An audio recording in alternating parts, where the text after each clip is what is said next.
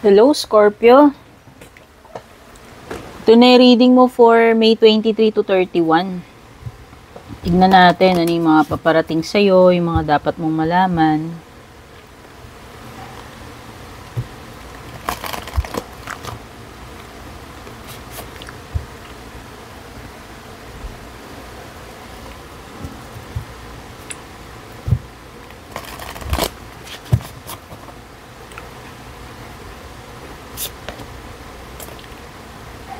Commitment card. So, huhugot na tayo ng mga cards para sa overall energies mo for this week. You have courage also. Healing.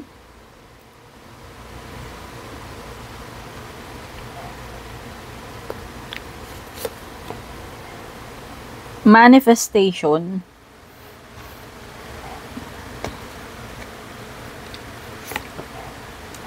Travel. Closure. Oh, may closure card ko.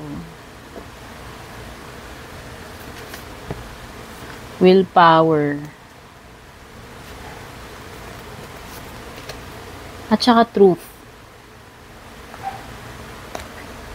Daming nakakakuha ng truth card, no? So, parang nagkakaroon ng collective na revelation.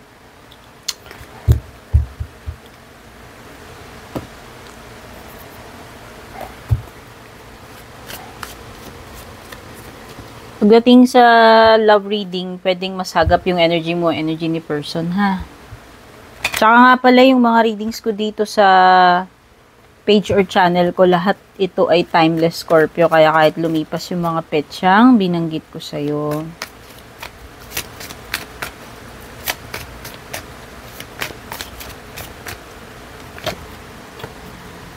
Meron kang Emperor, which is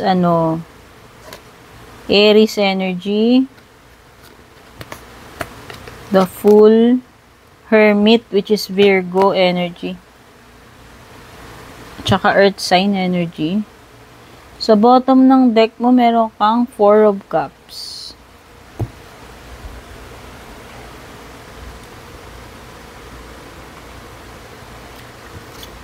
Okay, yung ibang sa inyo, yung ibang single, siguro papasok kayo sa commitment. It could be a new person. It could be a new person na paparating, specific sa mga single dito. Tsaka siguro meron kayong importanteng pupuntahan since may pagta-travel dito. Or it could be someone na magta-travel papunta sa'yo. Ayan. Kung meron ka mang mga sasadyain or may tao na bibisita sa'yo, pupuntahan ka, yan. Pwede rin yung indication.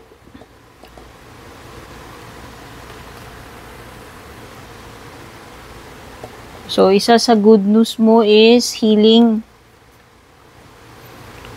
Kung sino man yung mga nangangailangan ng healing, whether ikaw yan or a family member, you will receive healing.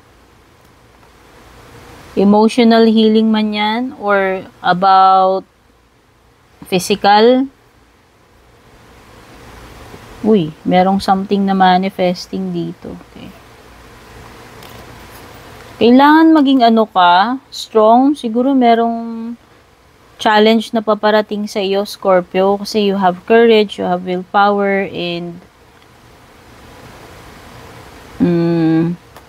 ayun, yung dalawang cards na yun, gi-indicate na meron kang kahaharapin na challenge or obstacle. So, nakikita ko dito is, mas dedicated din kayo ngayon or focused kayo sa ginagawa ninyo. It could be work. Iba sa inyo, driven kayo. Or inspired kayo to take action or to be more productive compared last week. So, nakikita ko is mas positive yung outlook ninyo ngayon towards work. Mas marami kayong ma-accomplish or matatapos na trabaho.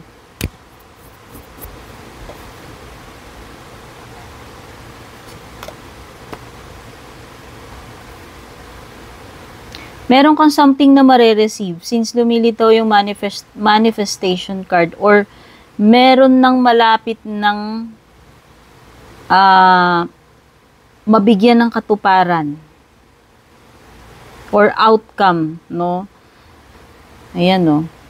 Yung iba sa inyo, minamanifest ninyo to. O pwedeng person yung minamanifest ninyo, yung iba minamanifest ninyo kung na magkaroon na kayo ng closure or pag-uusap ng person ninyo. Kasi ayan, no, may closure dito eh. At saka commitment. So, merong parang reconnection or engagement. Ibig sabihin ng engagement is parang magkakaroon uli kayo ng communication kung nawalan kayo ng communication, or ano ba tawag dito? Mari-reconnect, parang ganun. Basta there is something here na namumuo malapit ng magkaroon ng conclusion or outcome, or something na malapit ng makumpleto or mabigyan ng katuparan with the manifestation card.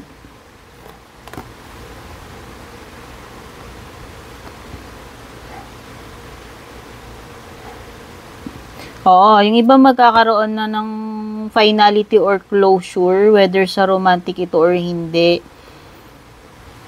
May mga bagay na siguro na mapuput to an end since magkakaroon na nga ng closure. Kasi kumbaga makukuha mo na yung mga answers or kaliwanagan na hinahanap mo pagdating dito sa sitwasyon na to.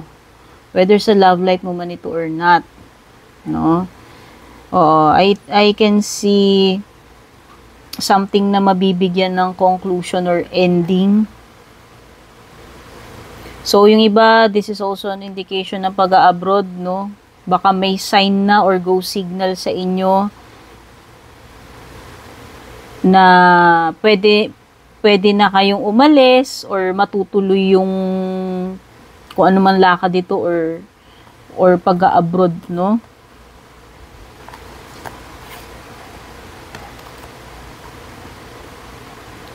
Oh, so nakikita ko may willpower din dito. Ibig sabihin ito yung energy ng tao na persistent. Hindi, kumbaga, desidido itong tao na to na mag-continue siya. And hindi siya basta-basta magba-back out kung ano man yung sinimulan niya, no? So, pwedeng energy mo to, pwedeng regarding work, or pwedeng regarding love life mo rin. Uy, meron ng ano dito, oh. Kaya nga, magkakaroon na kasi ng answers. Kaya ayan na rin yung closure, no? Sabi ko nga, meron something dito na parang, kumbaga sa libro, closed book na. Kasi, makukuha mo na yung sagot na hinihintay mo eh. Or merong some kind of revelation dito since meron kang truth card, kung ano man itong matutuklasan mo o marireveal sa'yo.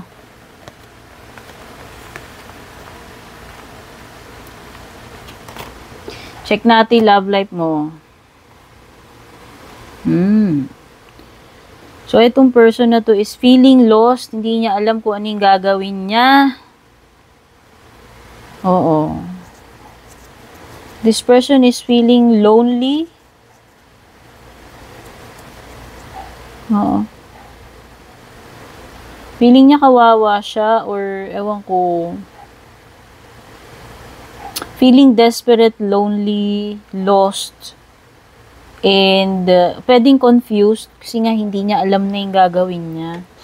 Pwedeng nahihirapan to. Ano ba to? Pinarusahan mo ba tong person na to or naging guilty lang talaga siya? Pero kasi na-sense ko rin ng energy ng ano eh, siya rin yung umalis or siya yung lumayo.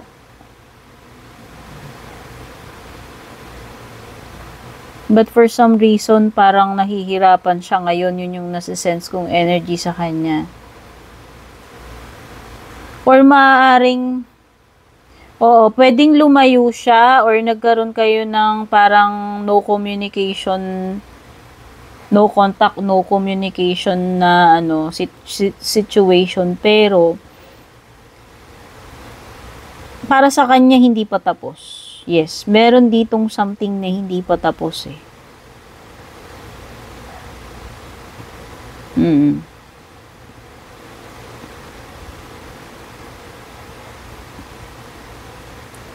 Tapos ano, pwedeng may energy na mas bata dito sa inyo. Energy ng immature or literal na mas bata yung isa sa inyo rito. Ayan o, nalulungkot talaga siya eh. Nalulungkot to and naiisip ka niya. Oo, kahit na wala kayong communication.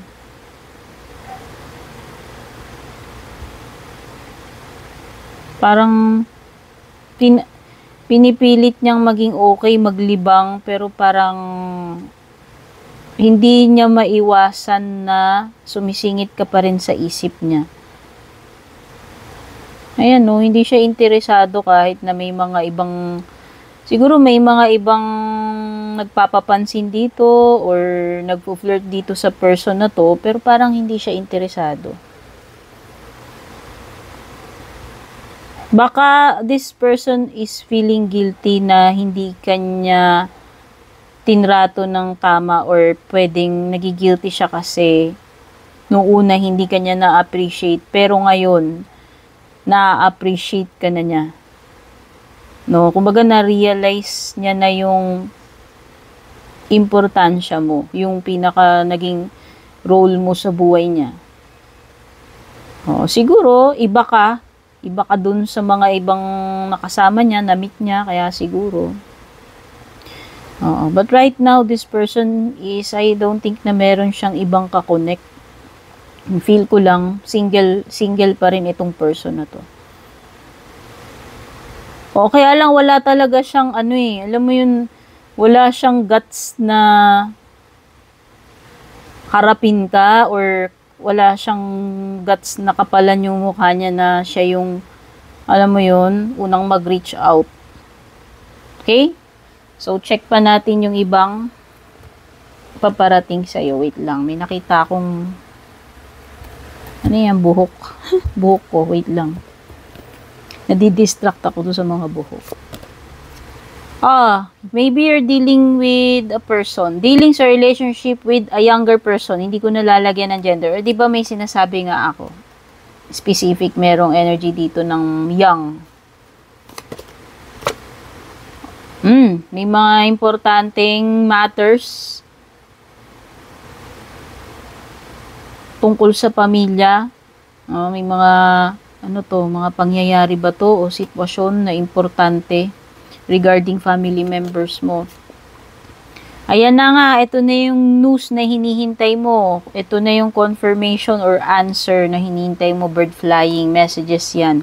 So baka may tumawag sa'yo, whether sa work yan, sa romantic, makipag-communicate, no, makatanggap ka ng chat or message. Meron talaga communication kasi may mga ibon. Ang mga ibon is related sa communication eh. Okay. Merong person daw na magchuchuchu sa'yo, Scorpio. Pag sinabing magchuchuchu, ichichismis ka, or basta meron siyang sasabihin tungkol sa'yo. Something na supposed to be kayo lang dapat yung nakakaalam, pero ichichika niya sa iba. Okay? So, yan yung reading mo, Scorpio. Sana makatulong sa'yo yan. Take care. God bless. Babush.